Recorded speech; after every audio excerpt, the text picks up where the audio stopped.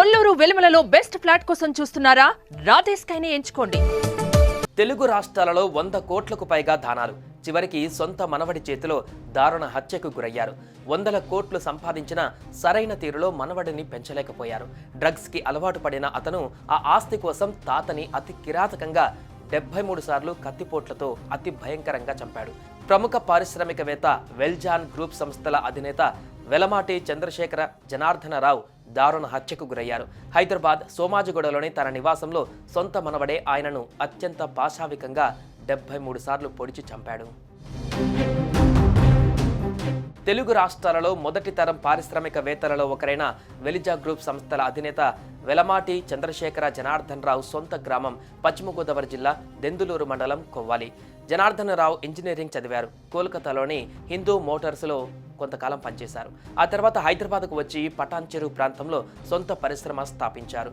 వెల్జాన్, హైడ్రేయర్, వెల్జాన్ డెన్సాన్స్ సంస్థలను స్థాపించి పారిశ్రామికవేత్తగా ఎదిగారు. తన పరిశ్రమల ద్వారా 100 కోట్లు సంపాదించిన జనార్దనరావు ఆ డబ్బులో చాలా వరకు సమాజ సేవకే దానం చేశారు.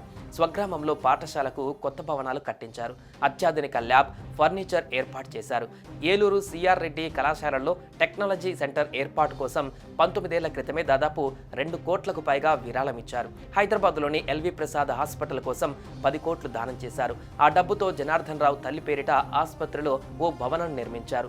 ఏలూరులో క్యాన్సర్ హాస్పిటల్ నిర్మాణం కోసం 40 కోట్లు విరాళం ఇచ్చారు.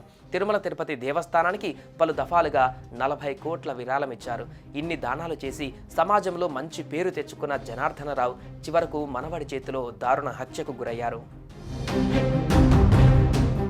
జనార్దనరావు కొంతకాలంగా ఆయన సోమాజిగూడలో ఉంటున్నారు. తన పెద్ద కూతురు కొడుకు శ్రీకృష్ణను రీసెంట్గా వెల్జాన్ కంపెనీకి డైరెక్టర్గా నియమించారు. మరో కూతురు సరోజినీదేవి కొడుకు కిలార్ కీర్తి తేజ్ పేరిట 4 కోట్ల షేర్లను బదిలీ చేశారు. ఈ నేపథ్యంలో ఆస్తుల కోసం కొన్ని రోజులుగా కుటుంబంలో గొడవలు జరుగుతున్నాయి.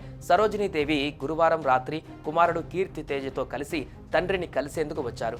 ఈ క్రమంలో ఆస్తి పంపకాల విషయంలో తాతతో కీర్తి తేజ గొడవ పడ్డాడు. ఇద్దరి మధ్య తీవ్ర స్థాయిలో గొడవ జరిగింది.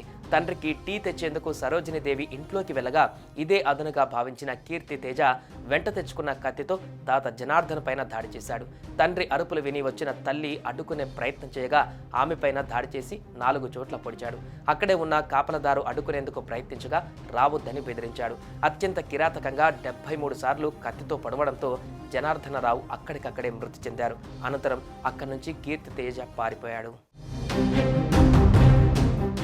సుమన్ టీవీలో మీ పర్సనల్ అండ్ బిజినెస్ ప్రమోషన్స్ కోసం కింది నెంబర్కి కాంటాక్ట్ చేయండి.